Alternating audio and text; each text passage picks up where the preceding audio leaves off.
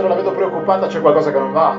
Devo fare sto discorso per Wavoli, ma no. Per? Wavoli. Halloween. Halloween. Questa, Ma ci legga quello che ha scritto, poi magari lo vediamo insieme, E no? poi gli americani, dimmi se si capisce il pensiero. Va bene, va bene. sì. Allora, carissimi amici americani, questa lettera vuole lanciarvi un monitor, Monito. senz'altro, e ve lo dico in americano.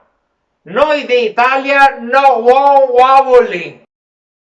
Scusi, ma ok, è l'unica roba in americano che ha detto. Ma sì? Sì, dopo sì, magari va lo bene. correggiamo. Sì, quello. dopo sì. Mi rivolto a te, McDonald Trump. Chi? McDonald Trump. No, Donald Trump, non è Non sei McDonald. quello di panini. Non è lui, è un... no. E mi rivolto anche al tuo anniversario alla corsa per la Casa Blanca. Scusi, assessore, mi rivolgo.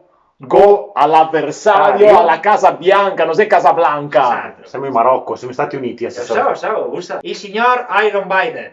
Joe Biden. Dicevo, caro McDonald Trump e Iron Biden. Joe Biden.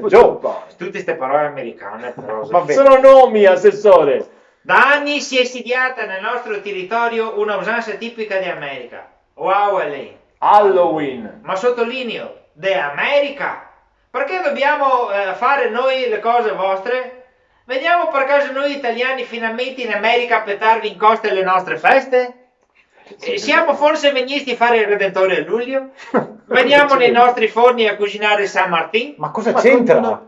O vi abbiamo costretti a festeggiare la M della salute? Sì. La maglietta della salute? No, Madonna della salute. Ah, no, maglietta. Non c'è... Cosa No. c'entra? Abbiamo forse invaso Las Vegas con tornei di 3-7, cavacamise e buracco? Non credo.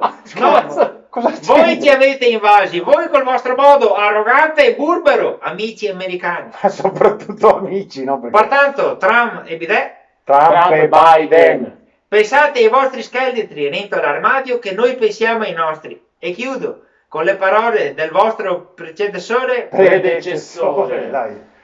George e viva Bush, George W. Bush. Che diva.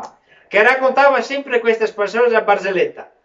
Senti cosa che dice un vampiro a sera di Wavoli?